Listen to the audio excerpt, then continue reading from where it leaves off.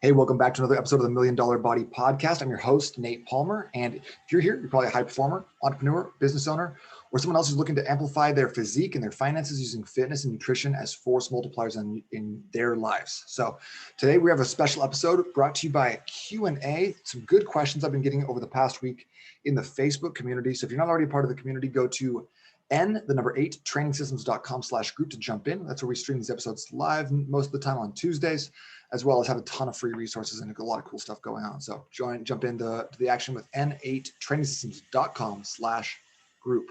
So we're going to do three questions that I've gotten today. Number one, the first question is going to be about creatine. Does it cause hair loss? What does the science say?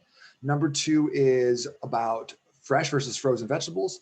And number three is about resistant starches. What are they? What do they do good for? How do we get the most out of them? Okay, so first and foremost, does creatine cause hair loss? So creatine, number one, is one of the most widely studied sports supplements in history. They've got thousands and thousands of studies based off of this. So if you're wondering if creatine is safe or if it's a steroid, yes, it's safe. No, it's not a steroid. You can definitely take it. What it does is it basically makes you be able to lift a little bit more without of the same weight. So basically, if you have an 8-rep max of 100 pounds, you should be able to get 10 reps once you have enough creatine in your system.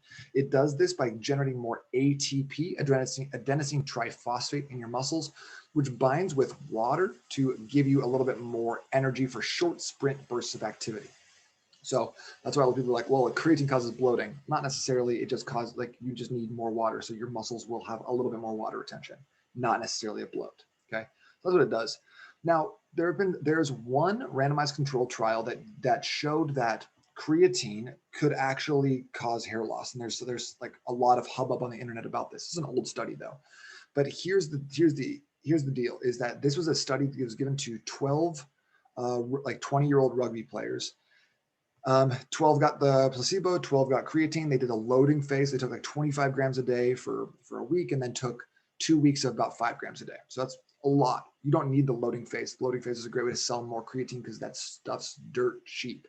So number one, you don't need a loading phase when you drink creatine. Number two, what they found in that study is that it increased the amount of DHT in the system. So the interesting thing about that is that DHT, or I think dihydrotestosterone is what it is.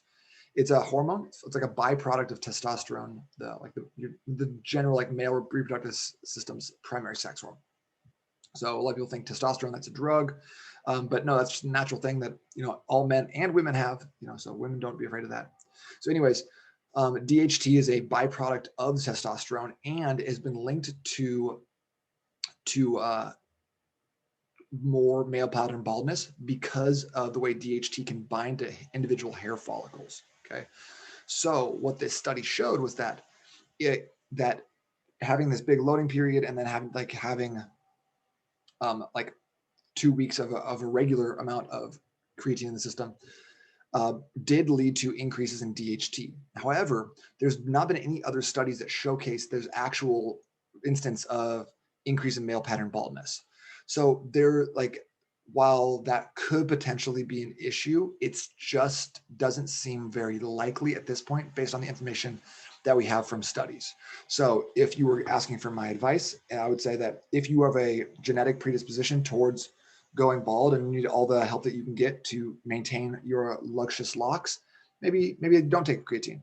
It's not that big of a deal. It's not gonna hurt, help you a terrible amount. It's not steroids. It's not anything crazy. So if it's a big thought that's bothering you a lot, ditch it. No problem. If you're just curious about it, keep taking creatine, but don't do the loading phase. Number two, I had a question about frozen food versus fresh fruits. So we're talking about basically frozen and canned fruits and vegetables versus fresh fruits and vegetables. Which one's better?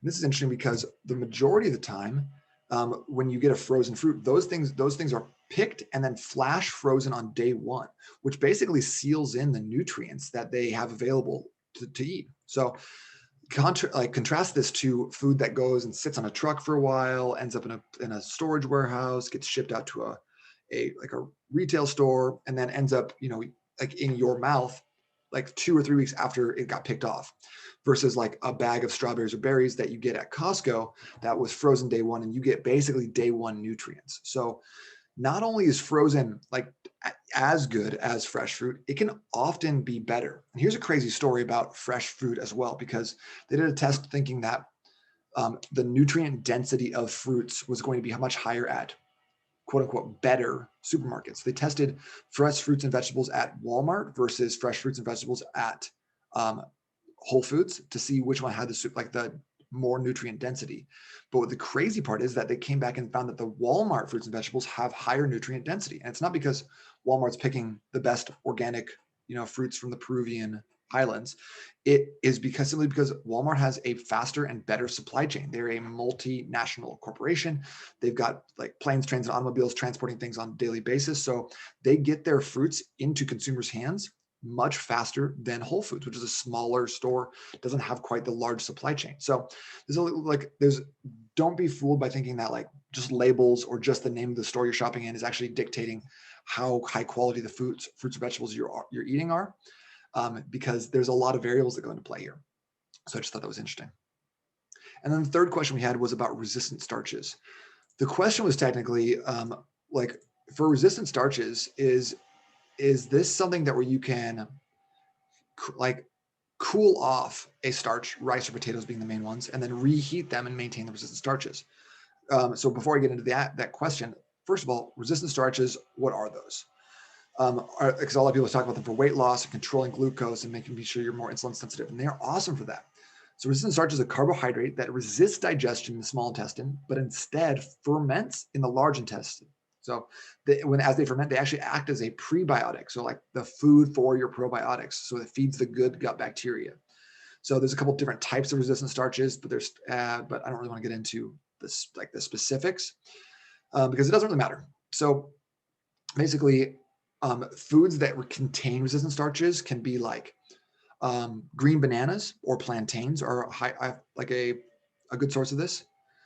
Beans and lentils have some really good, like a good source of this. Oats definitely do. And then cooled rice and cooled potatoes. So what this means is that if you cook white rice or cook like a red potato and then throw it back into the fridge or the freezer, or sometimes what I'll do is I'll take a banana peel, put that in the freezer.